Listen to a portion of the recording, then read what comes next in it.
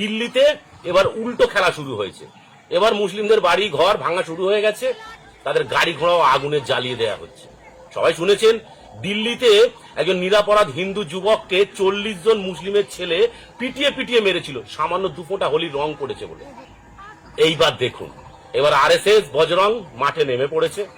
শুধু তাই নয়, ওখানকার হিন্দুরা বজরং দল আরএসএস হুমকি দিয়ে ফেলেছে তাদের ঈদ পালন করতে দেবে না এবছরে। তারা যেহেতু হোলি পালন করতে দেয়নি, তাদের ঈদও পালন করতে দেবে না। इन्होंने होली का जो त्योहार खराब किया ना हमारे तरुण भाई का, हम इनकी ईद खराब कर देंगे, इस चीज की गारंटी लेते हैं।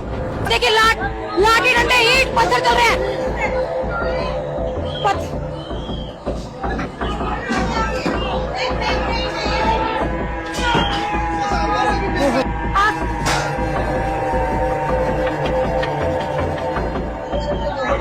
छोटी सी बच्ची ने बलून मारा था, वो छींटे पड़ गए। अगर तुम्हें इतनी प्रॉब्लम है तो मत निकलो घर से बाहर, बैठ के लड़ो, मत निकलो दल्लो।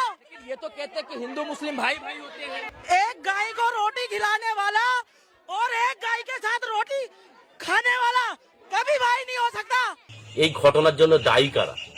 সামান্য 2 ফোঁটা রং পড়েছে বলে একটা নিরাপরাধ হিন্দু যুবককে আপনারা পিটিয়ে মেরে দিল। তারা কি ভেবেছিলেন হিন্দুরা ঘুমাচ্ছে, হিন্দুরা প্রতিবাদ করবে না?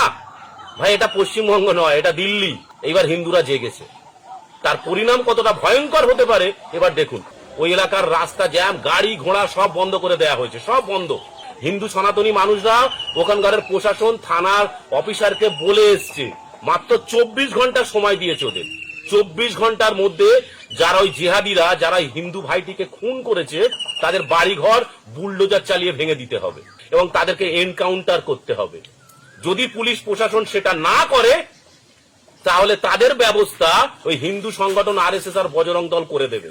सुनो, पुलिस वाला ने आश्वासन दिया है, जैसा मैंने पहला भी आकर बताई, कि दोबारा उनके घरों की फोटो बकायदा चिन्ह कर ली गई है। चिन्ह का समझ गए ना, मतलब आने वाले समय में उनके घर भी गिरा दिए जाएंगे। হিন্দু মানুষরা দেখুন, এবার বুঝুন যে হিন্দুরা এক হলে ওরা পালায়। আমি সেটাই বলি, প্রত্যেকটা হিন্দু মানুষ এই দিল্লির ঘটনা থেকে শিক্ষা নিন। শুধু দিল্লি কেন, চারিদিকে আপনি দেখুন, যখনই হিন্দুরা এক হয়ে এসছে সব বাড়িঘর ছেড়ে পালিয়েছে। আজকে এই যে হিন্দু যুবকটাকে মেরে ফেলে দেওয়া হলো, কে পাশে ছিল? কোন সেকুলারকে পাশে থাকতে দেখেছেন? কোন সেকুলার মানুষ এসে বলেছে এই ঘটনার নিন্দা করেছে? কোন মুসলিম মানুষকে এই ঘটনার নিন্দা করতে দেখেছেন? যে সামান্য 2 ফোঁটা হোলির রং পড়েছে বলে একটা মানুষকে কুপিয়ে মেরে দেওয়া হবে? এ কোন মানবিকতা? কেউ কেউ বলছে যে বোরখাতে রং পড়া নাকি আল্লাহ রাগ করে, তাদের গুনাহ হয়। আচ্ছা, আমি তাদেরকে বলছি, আচ্ছা যদি বোরখাতে 2 ফোঁটা রং পড়লে গুনাহ হয়, তাহলে যে হোলির সময় আপনারা রং বেচেন, আপনাদের হাতে রং লাগে, সেই রং জামা কাপড়েও লেগে যায় ব্যবসা করতে গেলে, তখন আল্লাহ গুনাহ দেয় না? আচ্ছা, একটা নিরাপরাধ মানুষকে পিটিয়ে মেরে ফেলে দিলে আপনাদের আল্লাহ রাগ করে না? নিজেদেরকে প্রশ্ন করুন তো, নিজেদেরকে প্রশ্ন করুন। মানুষের জীবনের থেকে 2 ফোঁটা রং কখনো বেশি হতে পারে? এই দিল্লিতে যে ঘটনাটা হয়েছে, যদি এর উল্টোটা হতো, দেখতেন সেকুলাররা রাস্তায় নেমে পড়তো। তাহলে আমাদের হিন্দুদের রক্ষা করার জন্য আমাদের হিন্দুদেরকেই এক হতে হবে। আমাদের এই দিল্লির তরুণ ভাইয়ের হত্যায় কারা পাশে আছে?